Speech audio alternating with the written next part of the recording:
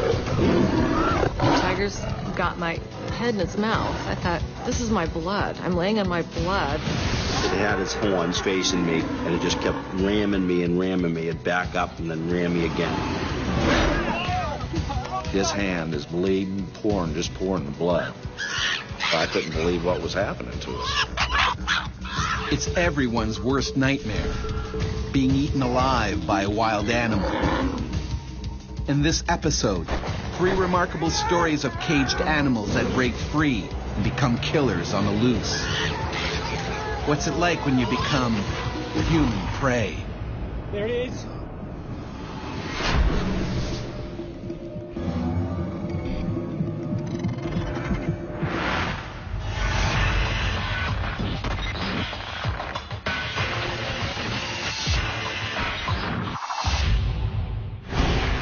Gary Brown was nearly ripped apart during a deadly chimp attack on a sightseeing trip in West Africa.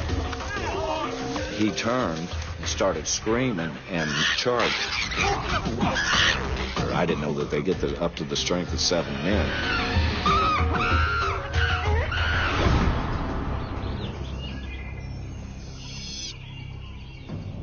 On the west coast of Africa, deep in the Sierra Leone rainforest, a large captive colony of chimpanzees lives peacefully on the 100-acre Takugama Chimpanzee Sanctuary. Bruno, a 200-pound alpha male, is the colony's leader.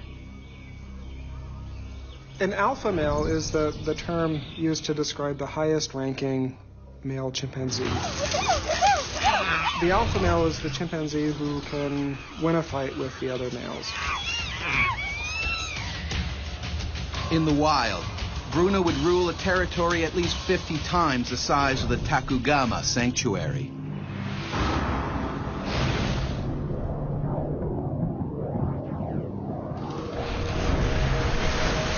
Less than 40 minutes away, Texan telecommunications engineer Gary Brown is enjoying a day off at his hotel. Working here is a dream come true. They're hiring in Africa. Anybody want to go to Africa? And I held my hand up and said, I'll do it. I wanted to work overseas. Yeah, let's do it. This weekend, Gary's decided to head up to the mountains with a colleague, along with his friend Melvin Mama and their driver, Issa. I said my days off is going to be spent going and seeing Africa, real Africa.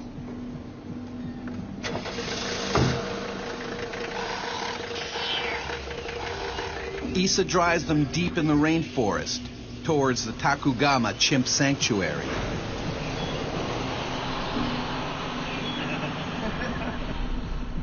He had told me for 2 weeks before about this place, and other Americans had said, yeah, you got to go up there and get pictures or something to see. It's the largest chimp refuge in the world. Bruno is the alpha male. He's so big. Yes, I'm from Texas. We grow prairie dogs bigger than any ape. You'll be glad he's behind an electric fence. Yeah.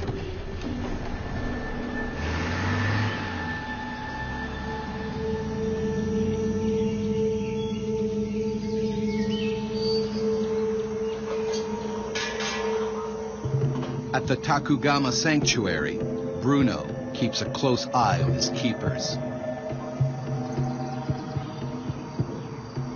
If you're in captivity, you spend a lot of time just watching, and they would see these locks being opened and closed many times a day, and be watching very carefully to see how to get out. The chimpanzees presumably took a rock and banged it against the lock. The chimps in this part of the world know how to use rocks. Very few other animals do that. Chimpanzees and humans are really the tool-making and tool-using masters. No one knows for sure how it happened, but it's a breakout. Bruno and 30 other chimps escape their enclosure and head for the sanctuary's perimeter fence and the jungle beyond. This is really the first taste of freedom that this chimpanzee has had.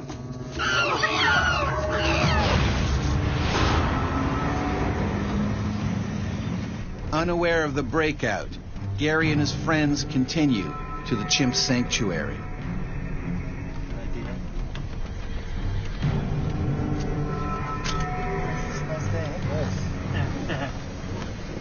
You just look up in the mountains and you're just mesmerized. The trees, the size of the trees, the canopy. Bruno rips through the dense jungle. This is his territory now.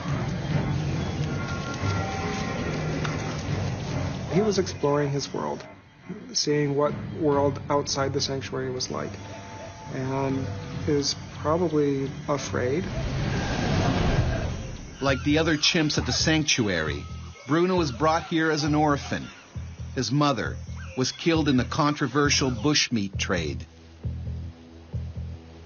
In Sierra Leone, like much of the rest of Africa, people eat chimpanzees and other primates for food. They would have seen their mother and probably other members of their community shot and killed when they were young. The chimpanzees would have that experience. They would remember strangers coming. They would remember the gunfire. And it's probably a reasonable assumption on the chimpanzee's part that a strange human being is a dangerous creature. Bruno hears an approaching car. The chimp immediately sizes up the situation.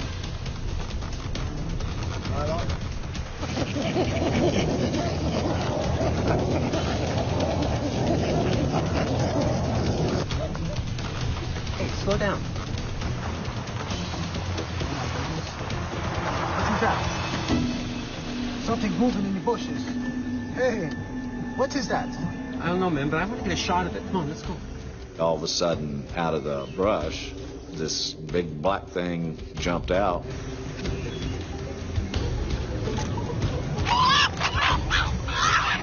First thing I thought was, cool, you know, I'm seeing something in the wild. Windows. Turn the windows up. Slow down, man. Jesus. Issa quickly recognizes that the huge chimp is charging. It's time to get out. Issa, he just threw the car in reverse and just took off backwards. But fleeing only makes things worse.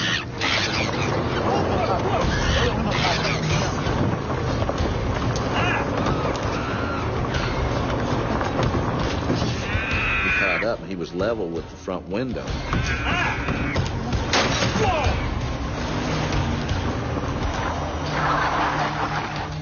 Bruno seems to have disappeared. And all of a sudden it was just like an explosion.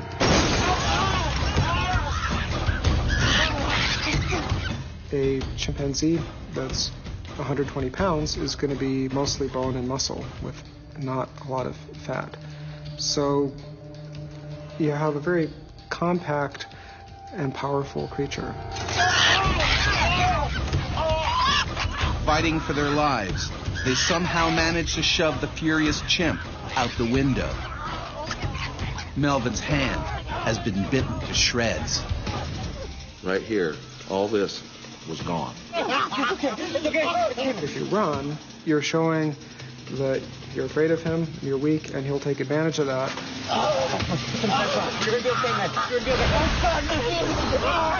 Basically what they're doing is they're doing damage to whatever they can get a hold of and whatever is exposed to them. Not only is Melvin losing a lot of blood, but bacteria from Bruno's saliva could be spreading through his bloodstream. With 2-inch fangs and jaw muscles 3 times denser than in humans, a chimp's bite can be deadly. They need to get to a hospital. Fast. And we were yelling at him, slow down. He said, find a place to turn around, we got to get out of here. Panicking, He misses a vital turnoff. They're lost.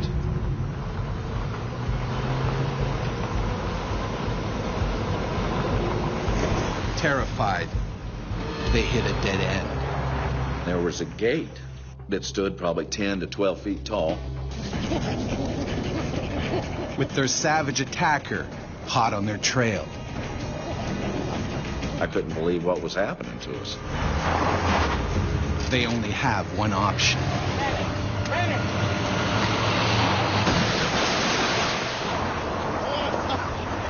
We stalled. The collision kills the engine. This car isn't going anywhere. We're on the hill. Let's push it, guys. Let's get something started. But Bruno hasn't finished protecting his new territory. When they tried to escape, that showed the chimpanzee that they were afraid and vulnerable and may well have triggered a chase response. There it is. It's coming back.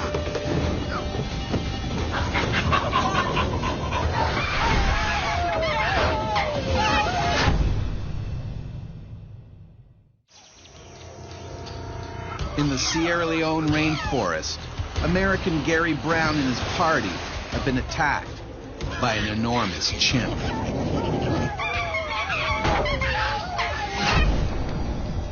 I was blacked out, knocked out, I don't know whatever, but I lost a little bit of time.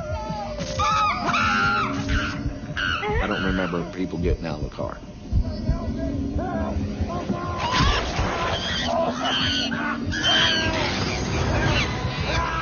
Horrified, he spots Melvin on the ground. Bruno is chewing him apart. The chimp takes Melvin's foot in his mouth and bites down. Gary's adrenaline kicks in. I was angry and just mad. Instead of running, I just started looking for a weapon. That's when I lost it. I had enough. And everything that came over me, came through me. All of a sudden, I had total clarity.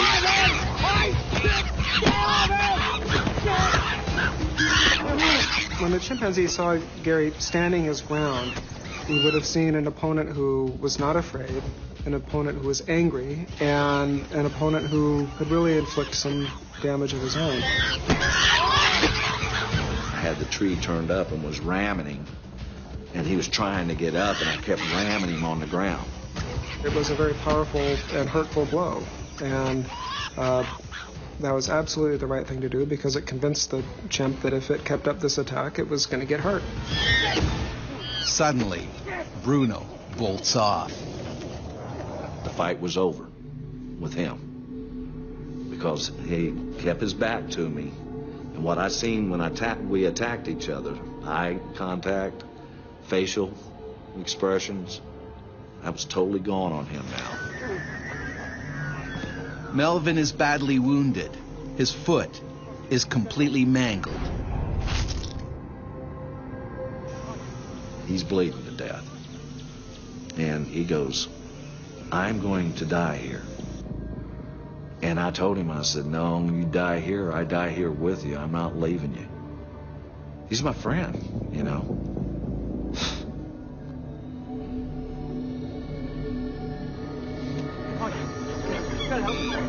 And there's no sign anywhere of their driver. Where's this one? He went for help. We gotta go. I could hear chimpanzees everywhere. We were totally surrounded. We took off down the mountain. These chimps never jumped out. They stayed in the jungle. I kept looking ahead. And finally, we made it out. We made it to the road, the main road. More than an hour later, a passing truck picks them up and takes them to a nearby hospital. Later that day, Gary learns that Issa was mauled to death by the other runaway chimps. Doctors are unable to save Melvin's foot and 3 of his fingers. There ain't 5 minutes don't go by I don't see it. I'm going to have to picture it in my head every day the rest of my life. If you get bit by a snake or a shark or something, it's kind of impersonal and you sort of expect it. But for a chimpanzee, something that is clearly very similar to us in lots of ways, it would just seem a lot more personal, I'm sure. I have no misconceptions. I know Bruno could have taken me apart in a heartbeat. He could have taken me. I think he was just off guard.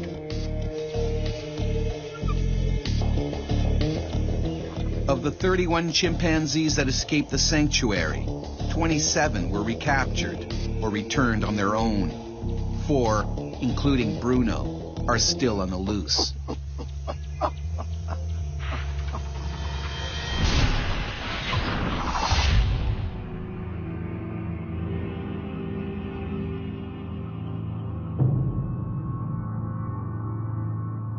Gary Brown's case is not unique.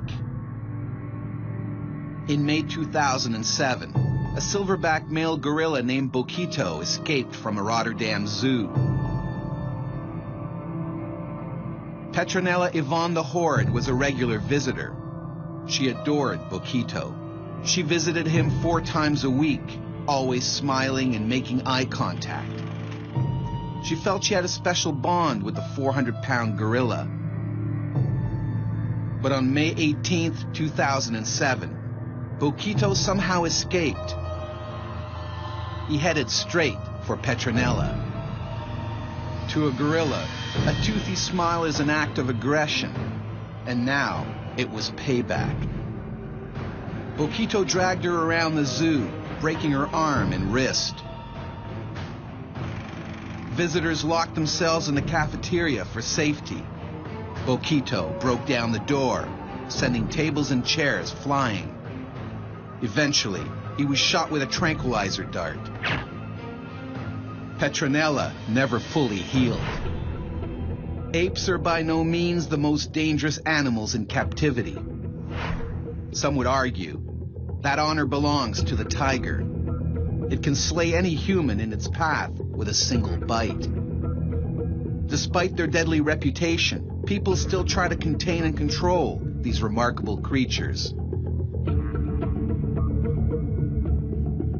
In the 1920s, when touring circuses and wild animal acts were all the rage, Mabel Stark was the Tiger Queen.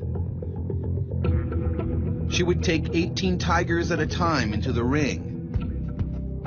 But not even the Tiger Queen could conquer the basic instincts of a hardwired killer. She was attacked 18 times. The worst took place in 1928 at a show in Bangor, Maine.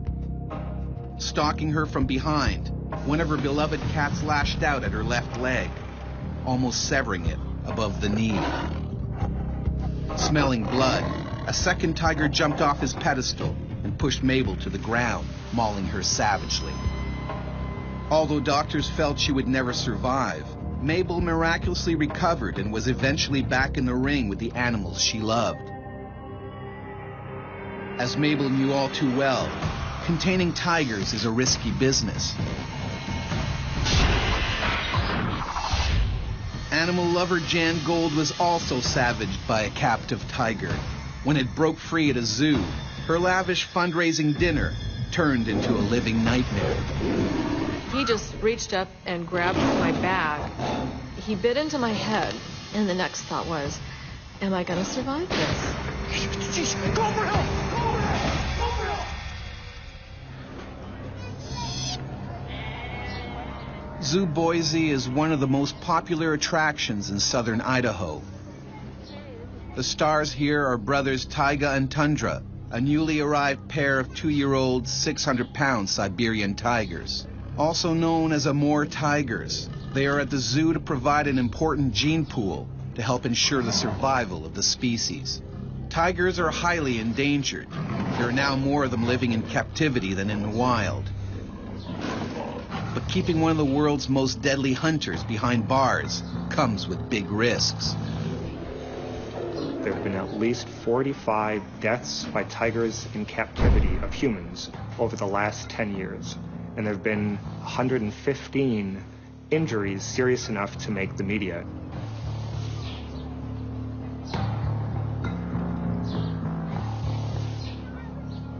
Tonight, Jan is helping to stage a fundraiser called the Feast for the Beast, a name that will soon prove darkly ironic. This was the largest fundraiser at the zoo. So there was going to be a silent auction, a live auction, some entertainment. All of this was on the park grounds at the zoo. The money will help build better facilities for the zoo's animals. I believe in doing what I can for the animals. I love animals. It's always been a fascination for me. In the wild, taiga and tundra would roam a territory 18 times the size of Manhattan. They are natural-born killers who can never be completely tamed. They can slaughter with a single bite. You can see animals at zoos, for example, that look at children running back and forth in front of the cages. There is an interest in chasing these children. Nearby in the tiger enclosure, taiga and tundra are getting increasingly hungry.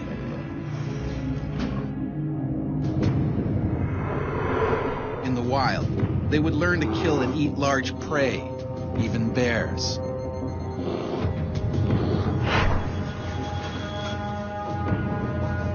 But on the menu tonight is 10 pounds of raw horse meat and vitamins. While the tiger's meal is being prepared, Jan takes care of last-minute details. I had to run some errands and pick some items up for the auction that was going to take place that evening, and it was just kind of setting things up. Around the zoo, workers are finishing off their chores. One of the tiger cages is accidentally left unlocked, but no one notices. Hello, everyone. Allison, it's wonderful to see you. You enjoying yourself? Excellent. Well, the barbecue should almost be ready, and then it'll be over for you. Excellent. Nightfall, and the zoo's social event of the year is underway. It's a good turnout. Dinner was kind of buffet style, and then sitting under a tent, and there was a little bit of entertainment, and then we went on to the live auction.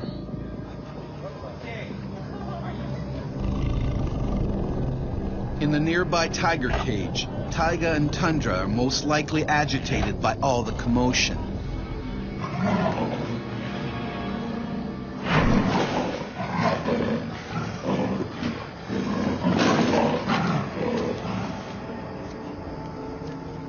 Unlike the tigers, Jan and the others at the party have already been well fed. And now, it's time to stretch their legs. I got up with some friends, and we just decided to walk around. And we saw the manager walk by. Hello, ladies. Hey, how are you? You want to feed the boys? Oh, yeah, that'd be great. Well, that meant he was feeding the tigers. Oh, that'd be great. I'm just going to phone ahead. You guys keep going. Yeah, Steve? We weren't the only ones invited. There were other people, too. Mostly board members and family of the board members or friends. Jan and her guests are excited. They can't wait to see the big cats feed. Here we go. As I walked down the hall, there was 3 cages on my right. Jan spots something strange. The last cage, the gate was wide open, and we noticed that. And we just kind of, well, obviously they must know it's open. And we talked about it, thinking, well, maybe they are going to direct the tigers into the first 2 cages.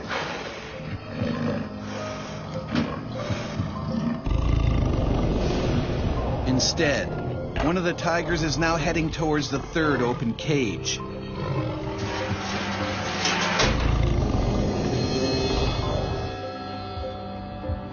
And face to face with Jan.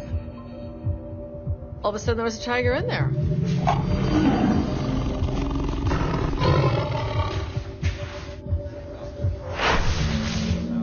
Oh, ladies. How are you doing? You want to feed the boys? At a zoo fundraiser in Boise, Idaho, a cage door has accidentally been left open. And now, board member Jan Gold is face to face with Taiga, a 600-pound Siberian tiger on the loose. It probably never had the door open before. It didn't know what to expect, but it moved forward, and it could keep moving forward.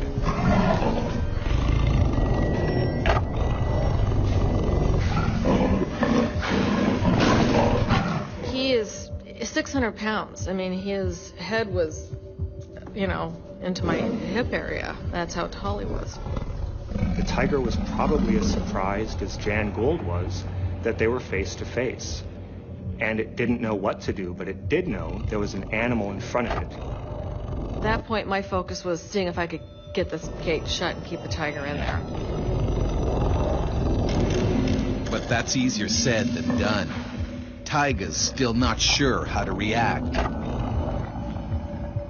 He may not have even seen her as prey because he had never had any experience with live prey. She was just a moving object. But something deep inside said, this is what I'm supposed to be doing. He's moving toward me. I mean, it's a force moving toward me.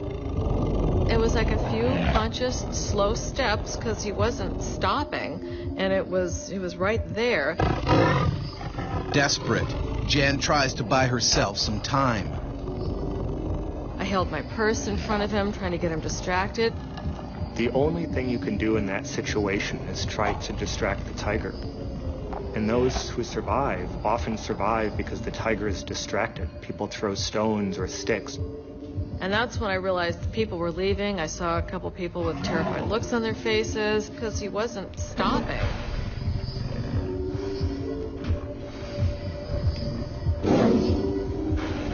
The tiger hasn't attacked yet, most likely because Jan's looking it in the eyes. You want to look big. You want to face it. In the wild, tigers prefer to attack their prey from behind. Without realizing, Jan makes a tragic mistake.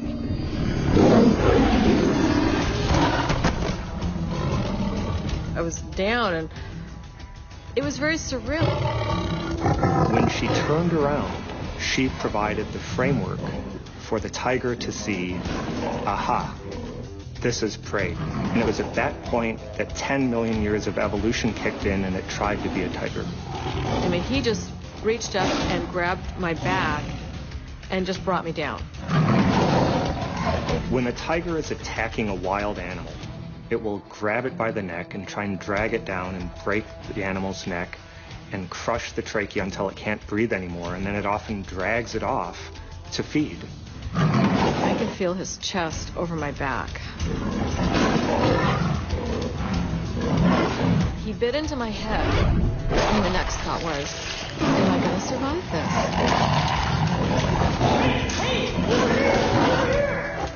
His powerful 4-inch canines can easily puncture Jan's neck vertebrae, forcing them apart, eventually breaking her spinal cord. He had no experience. He didn't know where to bite, but he bit, and he grabbed her head, and he kept on going. All the others can do is look on in horror. I thought he actually bit through and crushed my skull, and it was so loud. And then he came to a point and just stopped, and he held me there. He just sort of held me. A police officer hired as security for the event takes aim. Shoot the tiger! Shoot the tiger! Get over! Hey! For the veteran cop, it's tricky getting a clean shot. He fires slightly over Taiga's head just to scare him off.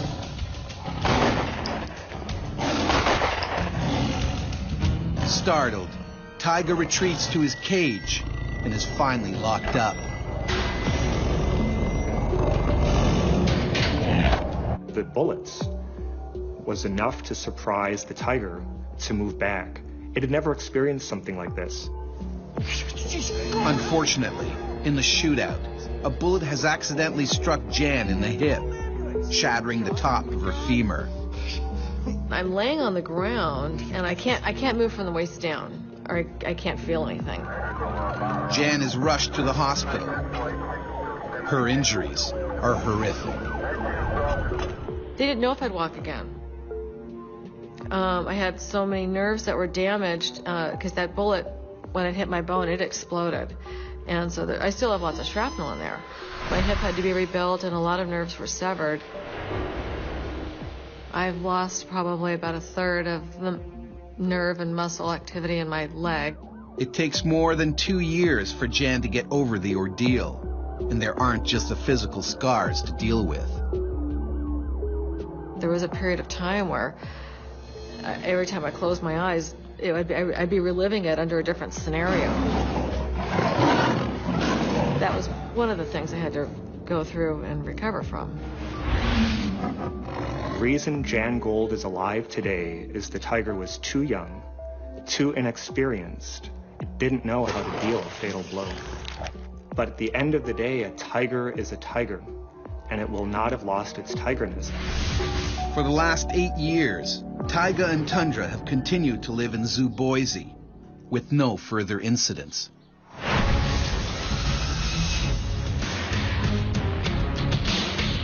To avoid conflict, most captive animals are kept away from humans. But what about those bred specifically to attack, like bulls? Every 7th of July, locals and tourists gather in Pamplona, Spain to outrun a pack of angry bulls. It's a controversial event that dates back to the 16th century.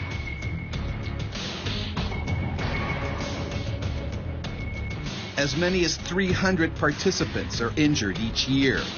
14 have been killed since 1910. In 1995, Matthew Tassio fell while trying to avoid a charging bull.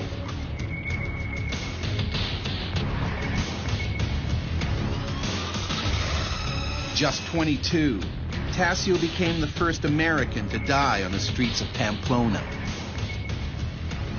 Even matadors with years of training can never completely control a powerful bull.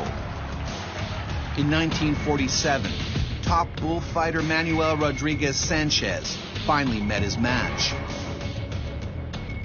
Going in for the kill, Sanchez was savagely gored, his femoral artery slashed by the animal's jagged horns. The man everyone thought could tame the brute force of a bull was pronounced dead hours later. Half a century later, police officer Kenneth Shaw also found out the hard way what it's like to try to stop a 1,400-pound runaway bull. And it was on top of me, slamming me into the ground, and I felt the pain go up to my chest. This thing ain't stopping.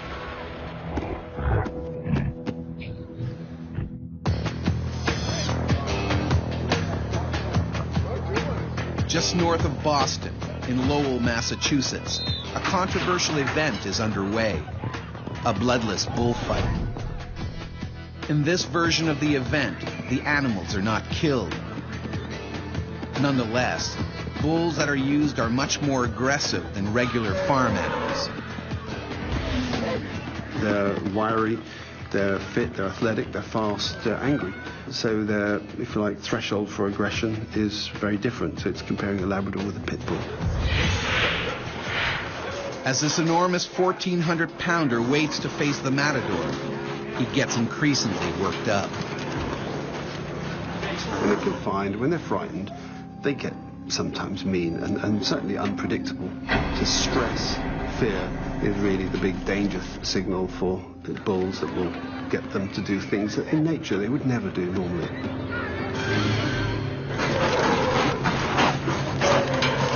And for this bull, that means busting out of his trailer, one way or another.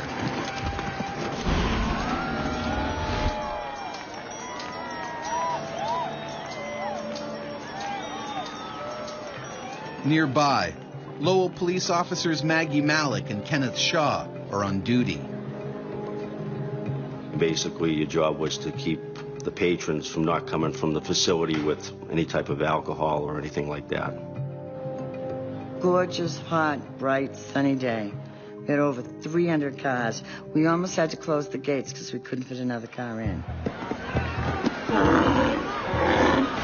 Maggie's main concern is that she doesn't have to watch any of the fight. I didn't want to see it because I don't agree with an animal to be antagonized and ridiculed, and I felt this was inhumane.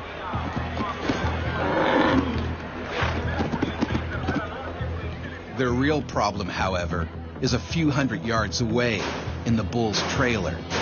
The noise is pushing the animal over the edge.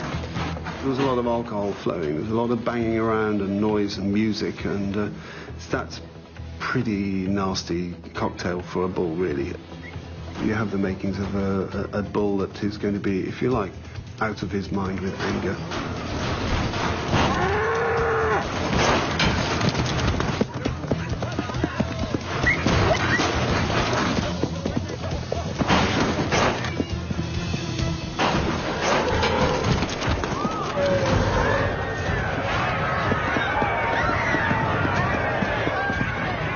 Suddenly, panic rips through the crowd milling around outside. All of a sudden, I see people start to run and start screaming.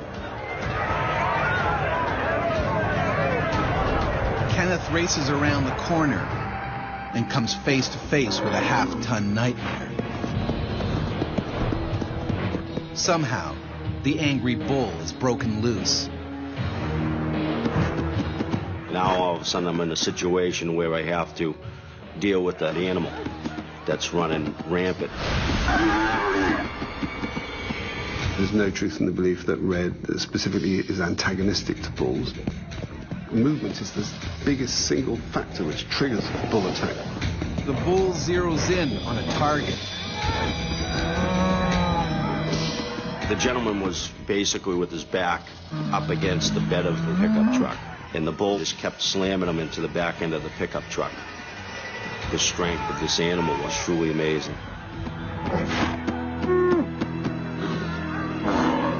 If Kenneth doesn't do something quick, the man will be crushed to a pulp. The diamond-like tip of the bull's horns can easily gore into soft tissues. I just started to basically make noises, waving my hands, trying to get its attention.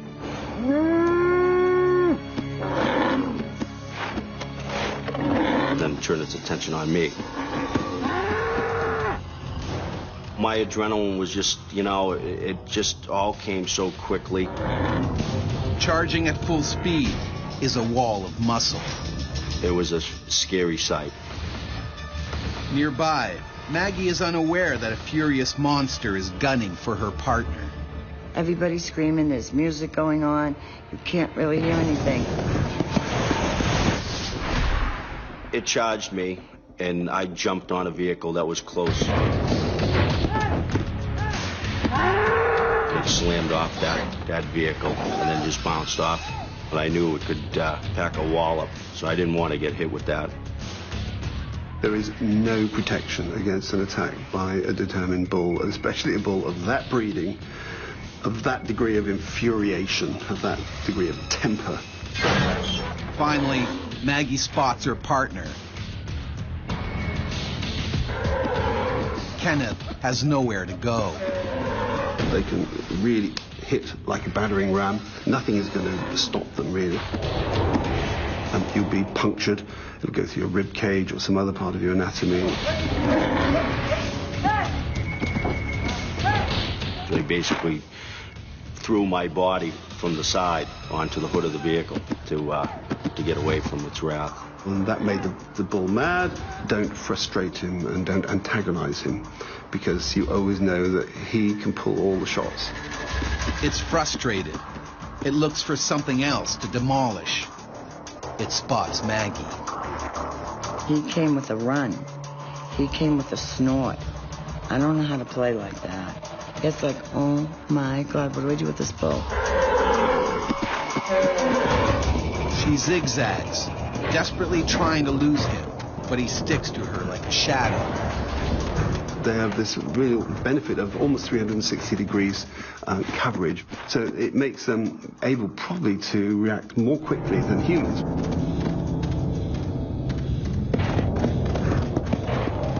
So if you stand still, the likelihood is that you won't be attacked. Golly, locked in on my eyes. And that put a chill down my spine. They do this burst of heavy breath out from the nostrils. And this is carrying a chemical message. I'm loaded with testosterone. I'm really the king guy around here, and you take me on at your peril. The bull loses interest in Maggie and rushes off the stadium grounds, still fuming. Trying to escape, he heads downtown. Oh my God! If the bull can't be stopped, hundreds of lives are now at risk.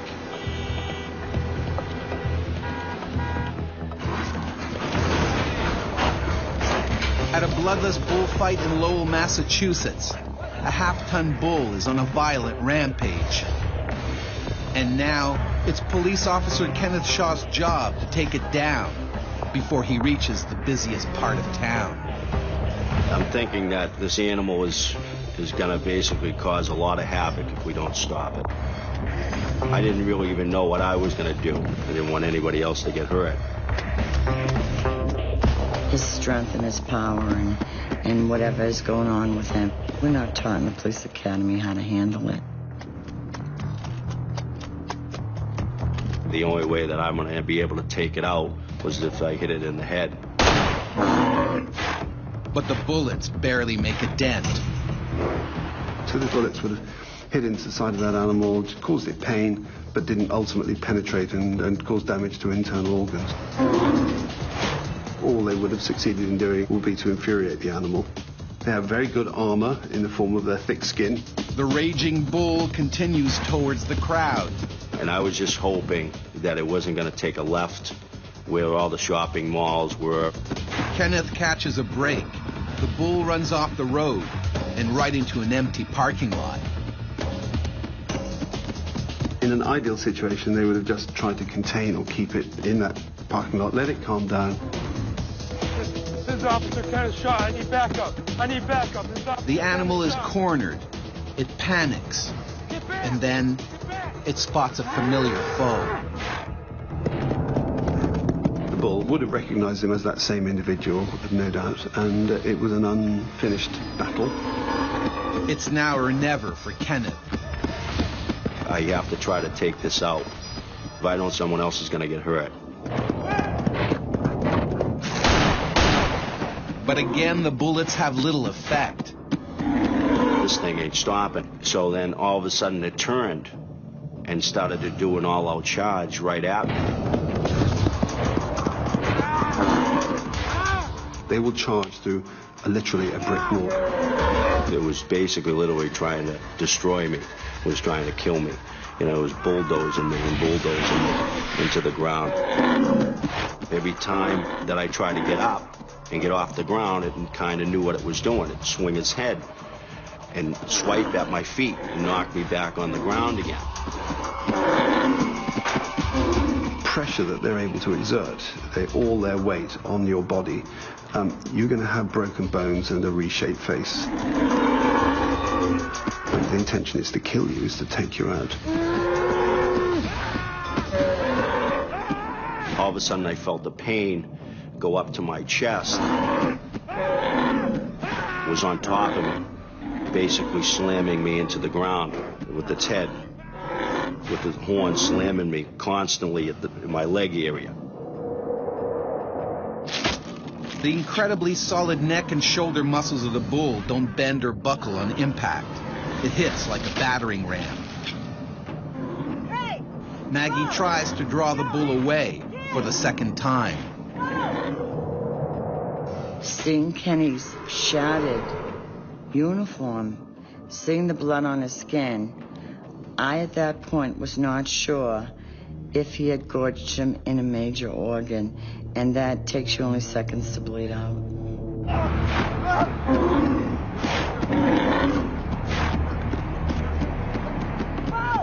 The bull is momentarily confused by Maggie's shouts,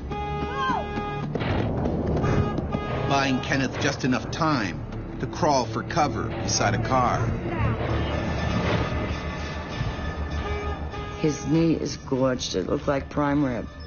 And I know there's a lot of grout and dirt and soot. It needs a lot of cleaning, a lot of room for infection, tendon repair, maybe fractured bones.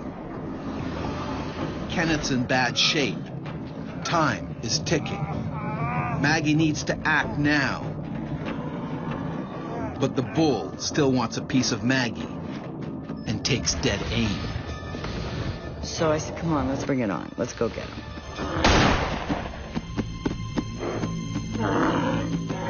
And I shot him right between the eyeballs and on the forehead. Which is actually the location that is used in slaughter, official slaughter of cattle. This time the shot stuns the half-ton bull. He staggers away to the other end of the lot. Meanwhile, it's not looking good for Kenneth. I looked down and I could see my bones running the back of my leg. You're gonna be fine. You're gonna be fine. The bull is finally put down when police backup arrives at the scene. Kenneth is rushed to the hospital and goes under the knife. Tore out a piece of my quadricep. And then I also received basically a laceration to one of my testicles. I could bend one knee, but I couldn't bend the other. 2 years later, he finally returns to the police force, a hero. I get the Medal of Valor for basically my actions that day. Despite the controversy, bloodless bullfights are still held in some states, including Texas and California.